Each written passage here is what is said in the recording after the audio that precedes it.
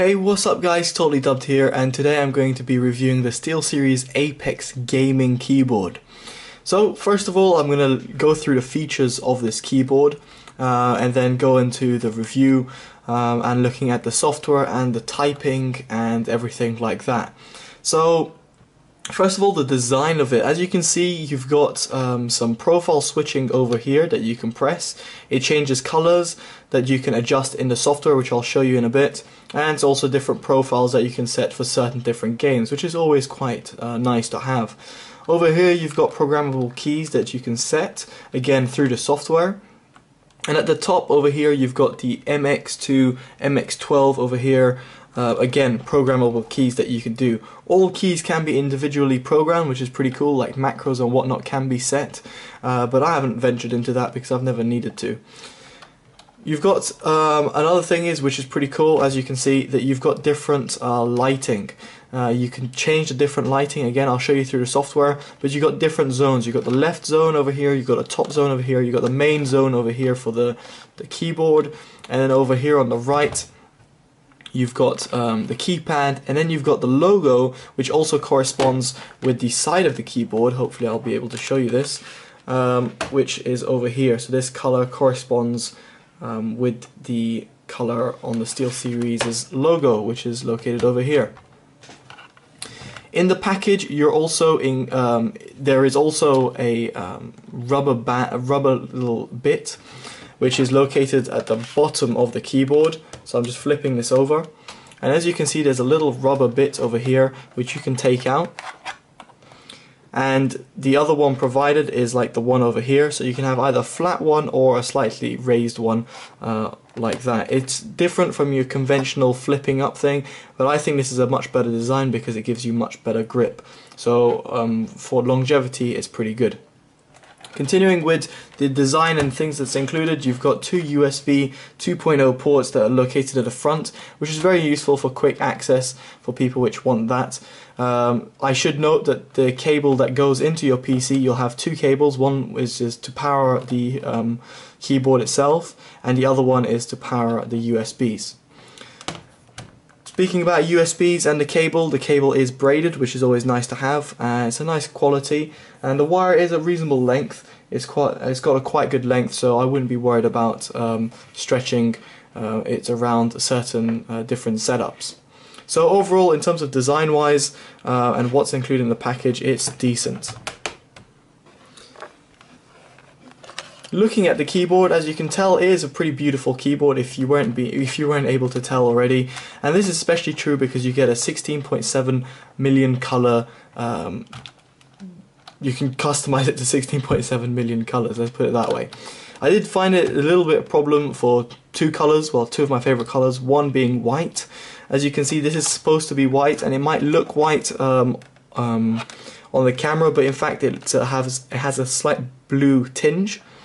And the orange was quite hard to get. In fact, I was getting more of a gold color or just complete white. It just couldn't understand orange. So the colors are a little bit hit and miss, but I'm pretty sure you'll find your own combination as what you want to have. Also, just to point out, in terms of design wise, you can see the spacebar over here is slightly bigger than your conventional keyboard, and this is really good because as a gamer, for example, you're WASDing, you don't have to have your thumb over here. You can have your thumb a bit more rested over there and press spacebar. For example, if you're jumping on Battlefield, you don't have to do this, you can just do that, which is really useful, and it's less stress for your hands, which is always a plus when it comes to gaming, especially for gaming for long hours. So this is a really nice feature. I really like this big spacebar. It's also very useful when you're just typing because you don't have to be more accurate. You can just kind of be lenient. You could do a spacebar wherever you want. So that's really cool. The numpad works really nice. However, there's one little design thing that I thought was just a bit overlooked. It's very picky, but it's something that kind of bothered me. As you can see over here, you've got print screen, scroll lock and pause, and above it you've got N, C and S, right? So that's num lock, which is over here, C for caps lock, and scroll lock over here. I don't understand why they didn't put the S under the scroll lock and then have the C on its own. It's a very picky thing that I'm picking out over here, but it's something just to note. I don't understand why they didn't exchange these two, or have these two the other way around. It doesn't make sense to me, because you're pressing scroll lock, it's going there. It doesn't really make sense. So it's just a little design feature that some people might have overlooked, but it's something that it's kind of pointed out straight away to me. Finally, ending the designs of the SteelSeries Apex gaming keyboard, you've got a really cool arrow design over here. You've got the left and right, and that actually works in certain games, which is pretty cool. It's very useful, so instead of just doing this, you can also do that and that, so you don't have to be pressing these two at the same time, you can just be pressing that. So that's a really cool feature and a really nice gaming feature. And also for you media users, a bit like myself, which like to use a lot of media things, you've got the media keys over here. So you've got a raise volume, lower volume, mute volume, previous, next, and play and pause. And this works perfectly fine when I tested it with Windows Media Player, and I had no problems in terms of that. These can also be macroed into whatever you want, but I just left them as they are because I actually use them daily. So yeah. Now, in terms of the overall feel of the keyboard, this is what I'm going to go into next. I feel that it's a little bit hard on the touch. So what I'm going to do is open up a Word document and just start typing. And I'm not really going to talk so that you guys can hear the actual keyboard itself. I'm just bringing the keyboard, the camera down for you guys, so you guys can have a better idea and a closer sound to the closer up to the keyboard to hear the sound a little bit better. So this will be certainly interesting for people which are silent gamers or whatnot. So yeah.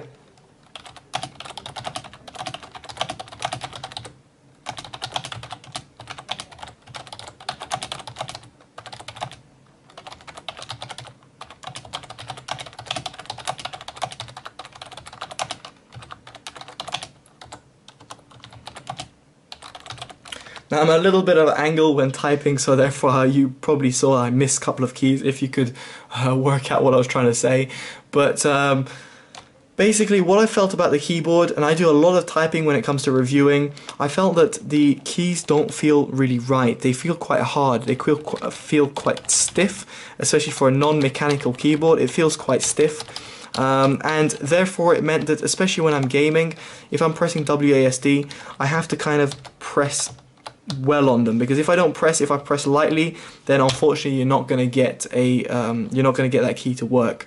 So that's one thing that I really noted when I was gaming. As this is a gaming keyboard, I reviewed it and analyzed it whilst playing Battlefield 4 and Battlefield 3, so it's something that I had to note when gaming. I have to press quite hard. That said, your fingers don't really move off the WASD, but if you're an MMORPG gamer, you might find it a little bit annoying when you're pressing hotkeys and whatnot. That said, when it comes to typing, it's definitely not a typing keyboard. I do a lot of typing, and I'm a reasonably fast typer. I wasn't the fast typer in the video right there, but I'm a reasonably fast typer, and I really couldn't get to grips with this keyboard in terms of typing. I kept mishitting keys because there's not much spacing in between them, and I always used to have to press hard. So at the end, I felt a little bit of fatigue in my fingers. So as much as it looks nice and it's nice and flat as you're able to see, it is a little bit annoying when it comes to typing. You really do have to press hard, and you really do have to feel the keys. And it's not exactly silent, but it's not exactly loud either. I know that's not precise, but if you guys are used to mechanical keyboards, or you've heard mechanical keyboards, they make a really loud noise. For example, my G710 keyboard, which is just at the background,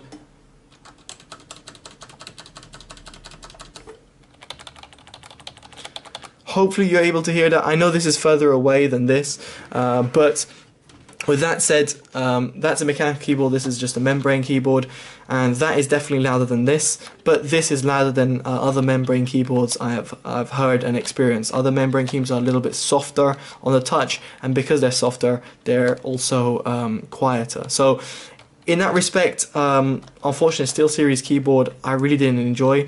I actually had to revert back to my mechanical keyboard pretty quickly after I was reviewing this, because I was just slopping in performance whilst gaming, because I just couldn't get to grips with pressing it really hard for running and whatnot, and it just made my fingers a bit tired, especially that a little bit weak, but they're always clicking and whatnot. But yeah, it's just something that I just couldn't get the grips with.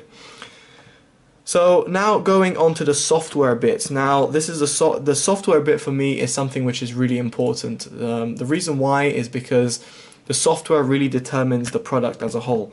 By that I mean, without good software, you're not going to get a nice product, and I think software really does make a huge difference when it comes to products like this, because it's products like this that really need a good software. Other products, for example, might not need a fully robust software, but a gaming keyboard is going to need macro keys and whatnot to customize. So I'll just go through the software first of all. You've got the buttons over here, as you're able to see, and you can click on them and you're able to program them. You might not be able to see on the camera because it's a bit too bright, but it says left GUI, so GUI +4, and that opens my my Google Chrome, as it is the fourth thing on my taskbar, so it opens that. You can program these to open a certain amount of stuff, for example, application. In this respect, I've gone to application and I've got my my drive, and the drive over here is my picture folder. So I'm just going to zoom in, hopefully you'll be able to see. There you go. So you can see that I've inserted my picture folder, so when I click that MX key on the side, it's going to open up my picture folder. What I should note about this is that it's a shame that unlike the Logitech's gaming software, there was no sort of shortcut for this. I only copy and pasted this straight from the Logitech software in order to get this. So it's a bit of shame that we didn't get anything that says launch certain, file or open certain things, but instead you get key press macro, you get launch application, you've got text macro, and you got disable key. It's a shame that there's not much more customization, which is a little bit of a shame, and I feel that it's something that really could have done with a little bit of a boost over there. But with that said, you do get some customizable things that can be useful when for gaming. For example, those macros, they're very advanced, and if I go into, for example, over here and go into a key press macro and press advanced, I can get a nice little macro up over here and recorded delays even, and have a nice macro for my game. So this is quite useful for those that want to use the macros in certain ways. I find that pretty cool. So now I'm going to move on to the color section. So I did mention that this has a lot of colors, and as you can see over here, you've got different profiles. You've got 4 different profiles. Remember the keys on the top left hand side of the keyboard, L1 to L4, and these are the different profiles. So you can set each profiles to have a different color, and as you can see, I've set it over here. You literally click on it and it'll come up with this pop-up window, and you can set your own color that you wish. So this is pretty cool because you can really select any color, but as I stated before, sometimes it has a little problem. Remember the SteelSeries logo was really bright, well, not bright orange, it was kind of goldy color. If you look at it over here, it doesn't seem gold at all. In fact, it looks more like crimson of a color, so it's dark red.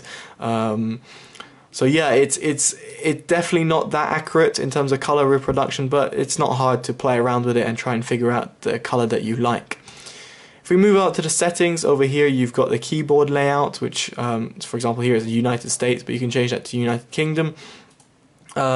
Which it should be at United Kingdom, to be quite honest, but and then you can change the polling rate from 1000 down to 125, which is always useful, and can always be used for different types of people over there, so all around the world. So I just, you've got Germany, Italy, France, Nordic, Portugal, Thailand. It's pretty cool. So you've got a nice little selection there.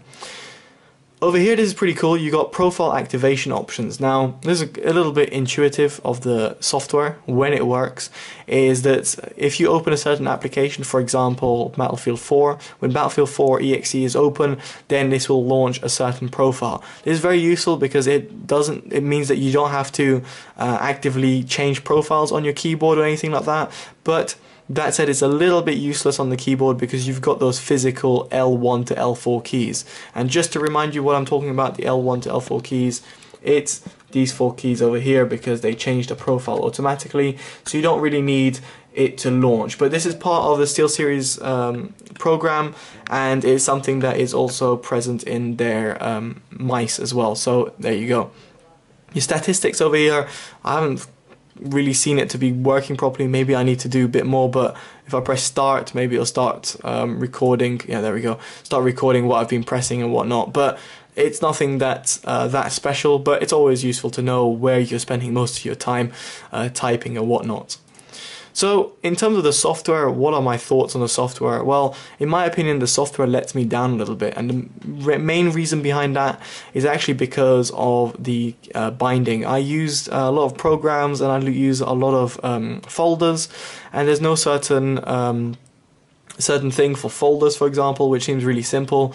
Just to give you an example, I'm going to open up the Logitech Gaming software, and over here you'll be able to see, say if I go edit over here, you'll be able to see I've got a shortcut for a certain document, and that is just not present in the software, in the SteelSeries software. You've got certain things that are missing that would have been nice to have, and unfortunately they're just not there. It feels like the Logitech Gaming software is better programmed than the SteelSeries one, and it's something that kind of bothered me, because when it came to programming to things I wanted, it didn't really provide.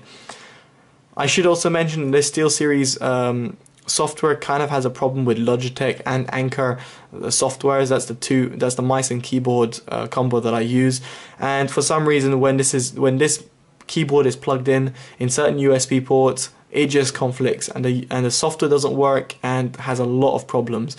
It's a real pain because that means that you can't have certain combos in certain USB slots, and it seems really stupid, but unfortunately that's just how it is. You just have to live with it.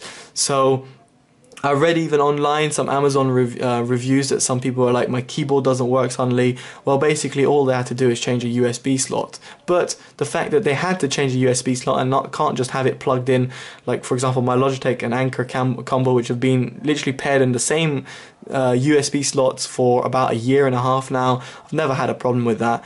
The fact that the Apex is going to need that is bit stupid and a bit silly in my opinion. So the software, in my opinion, really lets down the SteelSeries Apex keyboard. It is a nice keyboard, don't get me wrong, and it's something that's quite nice, but that said, I do have to consider it as a total product, not just a gaming product, as a keyboard as it is, because people will be also typing and whatnot on it. And also, I should mention its price. Its price goes from anything between £60 to £110. Personally, I'm taking the PC World price of £80, which seems to be the price of the SteelSeries on the SteelSeries website as well. So at £80, you do get quite a selection of features, nice colours and whatnot, a good design. But the fact that you have the software conflicting, you got certain limitations with the software.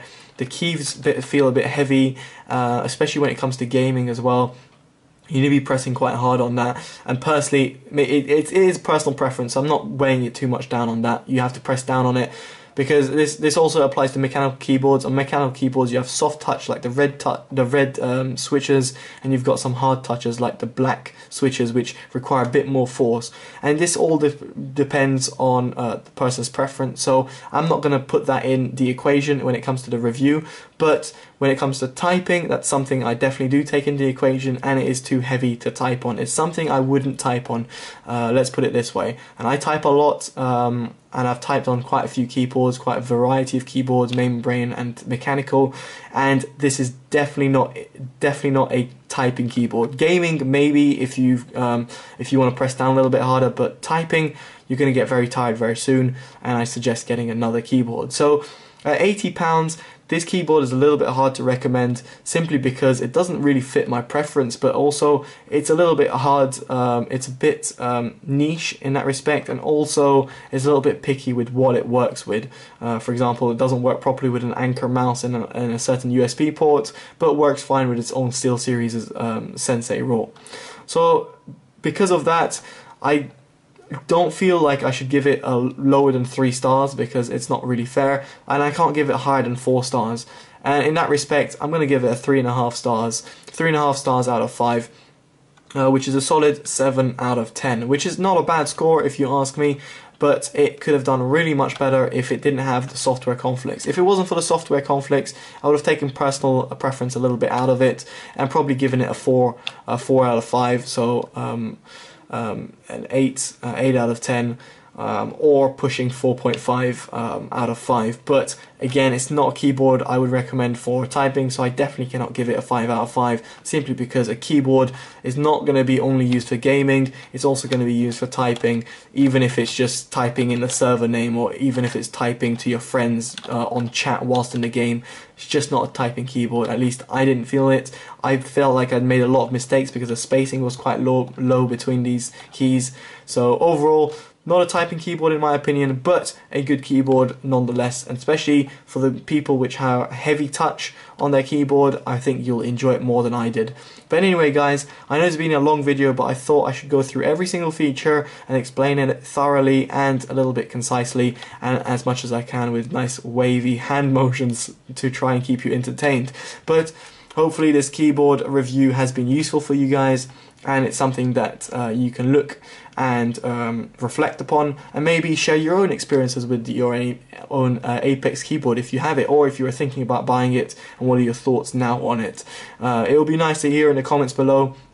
Do let me know your thoughts below. It's always nice to know someone is watching or reading, and that they can provide feedback on the video and share their own experiences, because I feel reviews are best when you've got a certain amount of reviews and someone can selectively read through all the reviews and come to a general conclusion, rather than one person, for example myself, talking and you making an assumption based on one person. So it'll be nice to see other opinions, let's put it that way.